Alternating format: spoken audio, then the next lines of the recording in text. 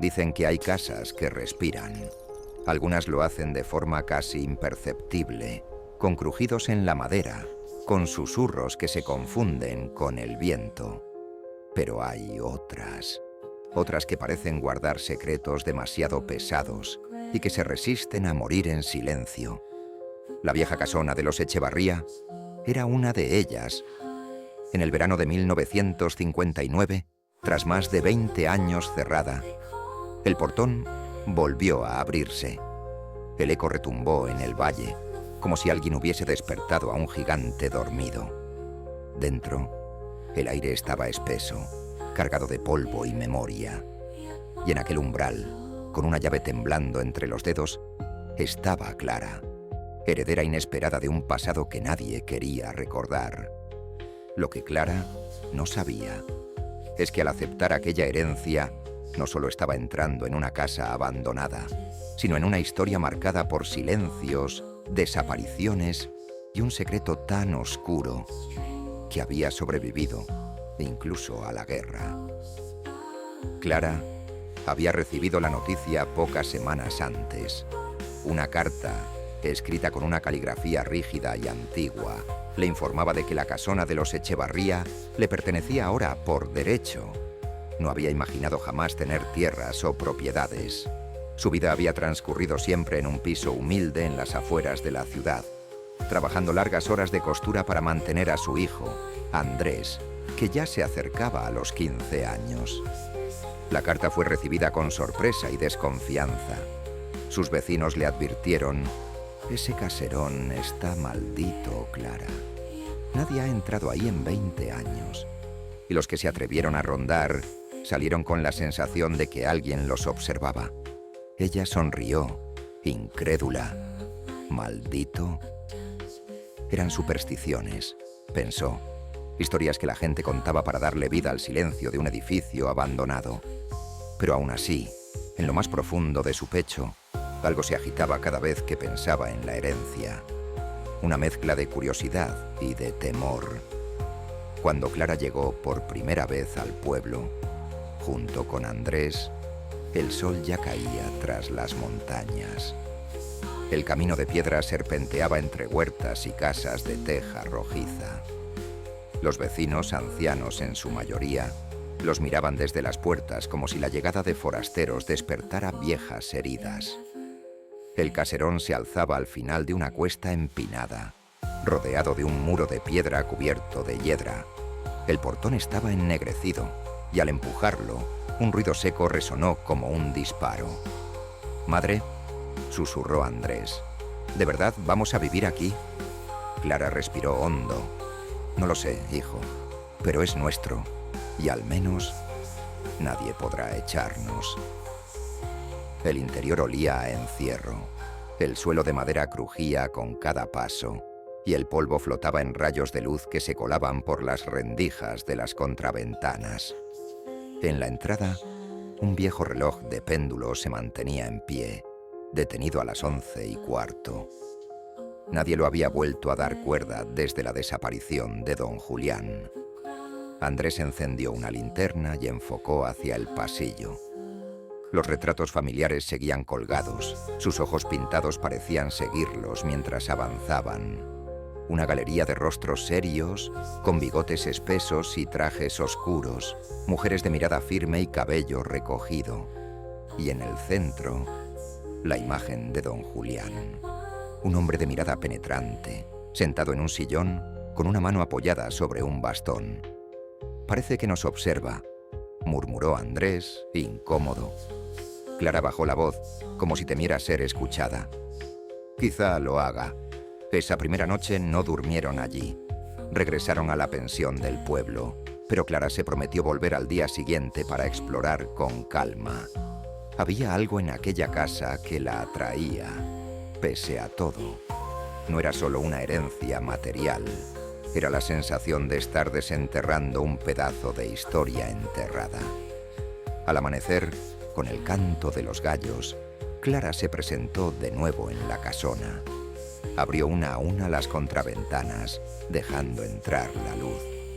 El polvo bailó en el aire. como si las paredes respiraran después de 2 décadas de encierro. Encontró muebles cubiertos con sábanas amarillentas, estanterías repletas de libros con lomos carcomidos por la humedad, un piano desafinado en el salón principal y en la cocina, colgado en la pared, un crucifijo torcido, como si se hubiese aflojado con los años. Mientras retiraba polvo de una mesa, escuchó un sonido que la hizo detenerse. Un leve golpe, proveniente del piso superior. Se quedó inmóvil, conteniendo la respiración. El silencio se extendió unos segundos, hasta que volvió a escucharlo. Un golpe seco, como si una puerta se moviese con el aire. Subió despacio las escaleras. Cada peldaño que crujía parecía un susurro en medio de la casa. Abrió una puerta tras otra. Dormitorios cubiertos de polvo, camas deshechas, armarios vacíos. Y al final del pasillo, la biblioteca. La puerta estaba entreabierta y en el suelo, como si hubiese caído recientemente, un libro reposaba abierto. Clara lo recogió. Era un volumen grueso, de tapas negras, y en la primera página había una dedicatoria escrita con tinta ya desvaída. A Julián.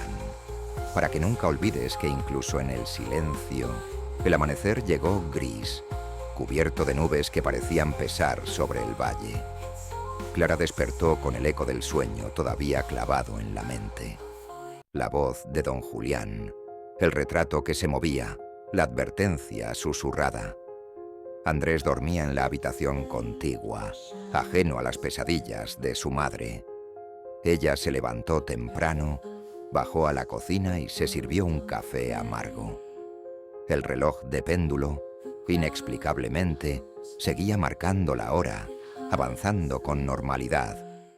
Y cada campanada que sonaba era como un recordatorio de que la casa ya no estaba del todo dormida. A media mañana, decidió regresar al sótano. Andrés la acompañó, todavía con el cabello revuelto por el sueño. La linterna iluminó el arcón de madera. El candado oxidado parecía retarlos, como un guardián silencioso. «Voy a abrirlo», dijo Clara, con más determinación de la que sentía. Usó una palanca encontrada entre las herramientas viejas y, tras varios intentos, el candado cedió con un chasquido. El sonido retumbó por el sótano como un disparo. Andrés tragó saliva. El interior estaba repleto de papeles amarillentos, sobres cerrados con lacre y un pequeño cuaderno de tapas de cuero. Clara tomó el cuaderno con cuidado. La primera página estaba escrita con letra firme, la de don Julián. Si alguien llega a leer estas palabras, que sepa que no lo hice por cobardía, sino por supervivencia. No todos los secretos pueden contarse en voz alta. Algunos deben guardarse bajo llave, incluso más allá de la tumba. Clara pasó las hojas con manos temblorosas. Eran anotaciones, nombres, fechas. Había listas de personas conocidas del pueblo y algunas con una cruz al lado. Y entre ellas, nombres de familias enteras. «Madre», susurró Andrés, «¿qué significa esto?» Clara no respondió. Sabía lo que estaba leyendo. Eran registros de delaciones, de hombres y mujeres entregados a las autoridades durante la guerra. Pero lo más perturbador era que junto a los nombres aparecían notas como «protegido en la casona» o «refugiado en el sótano». Don Julián había jugado a 2 bandos. Salvó a algunos, condenó a otros, y nadie lo había sabido con certeza, hasta ahora. Los días siguientes fueron una mezcla de curiosidad y temor. Clara leía cada noche fragmentos del cuaderno, tratando de reconstruir la verdad. Andrés, fascinado, escuchaba como si fueran relatos de aventuras, pero Clara entendía el peligro. Aquel cuaderno no era solo un recuerdo del pasado, era dinamita. En un pueblo donde todos se conocían, revelar aquellos secretos significaba remover heridas que nunca cicatrizaron. Una tarde, mientras salía de la taberna, un vecino la detuvo. Era el anciano de barba blanca con el que había hablado antes. «Has estado removiendo demasiado polvo, Clara», dijo con voz grave. «La casa guarda cosas que es mejor dejar en paz». Ella lo miró fijamente. «¿Qué sabe usted de don Julián?». El hombre respiró hondo, como si arrastrara décadas de silencio. «Solo sé que jugaba con fuego, que a algunos los salvó y a otros los vendió. Nunca supimos a qué lado pertenecía en realidad. Y tal vez por eso desapareció». Clara sintió un escalofrío. ¿Lo habían hecho callar por lo que sabía? ¿O había huido con la culpa a cuestas? Aquella noche, al volver a la casona, encontró la biblioteca revuelta. Los libros estaban desparramados por el suelo, y el retrato de don Julián se había caído de la pared, el cristal hecho añicos. Andrés juró que él no había entrado. Entre los restos, Clara descubrió algo extraño. Tras el hueco donde había colgado el cuadro, había una cavidad oculta en la pared. Dentro, una caja de madera más pequeña, cerrada con un simple pestillo. La abrió con manos temblorosas. Dentro había cartas, atadas con una cinta descolorida. Eran correspondencia entre don Julián y una mujer llamada Isabel. En ellas hablaban de encuentros secretos, de huidas frustradas, de planes imposibles en medio de la guerra. Si alguna vez logramos salir de aquí, nadie deberá saber lo que dejamos atrás. La casa guardará nuestro secreto. Si no regresamos, que al menos el silencio lo proteja. Clara leyó y comprendió. No solo había delaciones y nombres en aquel cuaderno. Había una historia personal, un amor prohibido, un intento de fuga que había terminado en tragedia. El misterio se hizo insoportable. Una noche, decidió volver al sótano. Encendió una lámpara de aceite y se acercó al muro del fondo. Había algo extraño en las piedras. Marcas, como si hubiesen sido recolocadas. Con ayuda de Andrés, removió varias piedras sueltas y descubrió un hueco. Dentro, envuelto en harapos, yacía un esqueleto. Andrés gritó, retrocediendo. Clara se cubrió la boca para ahogar un alarido.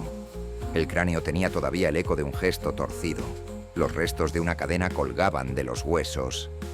En el suelo, junto al cuerpo, había un medallón con las iniciales I.G. Isabel Gómez. El silencio fue absoluto.